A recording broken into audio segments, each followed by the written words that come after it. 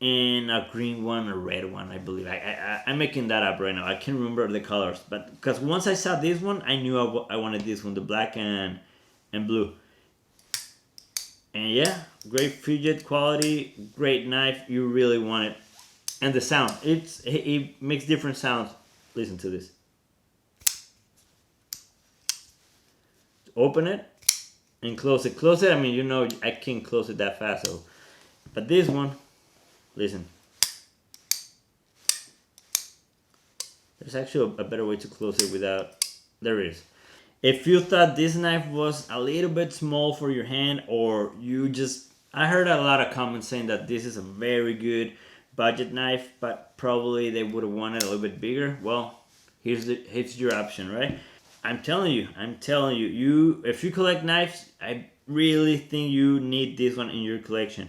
This is gonna be one of the knives I use the most. You know how you have all your knife collections, but you actually only use just the same, probably 5 or 6. I'm pretty sure this is gonna be one of those. I'm sure, because hands down has the best fidget element from any other knife that I have.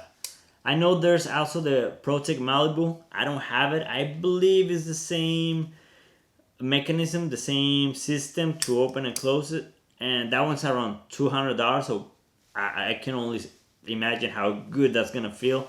I don't have it. I've never used it. I want to have it. I was able to get I had the opportunity, I should say, to get the one with the blue handle and just the regular blade, satin blade. But the one I want is just the all black. I don't know if that's even possible at this point because it's been out of stock for forever. I don't know if they even make it anymore. But that's the one I want. But yeah, I really suggest you buying this knife. It's a very, very good knife. Alright, that's it for today. Thank you.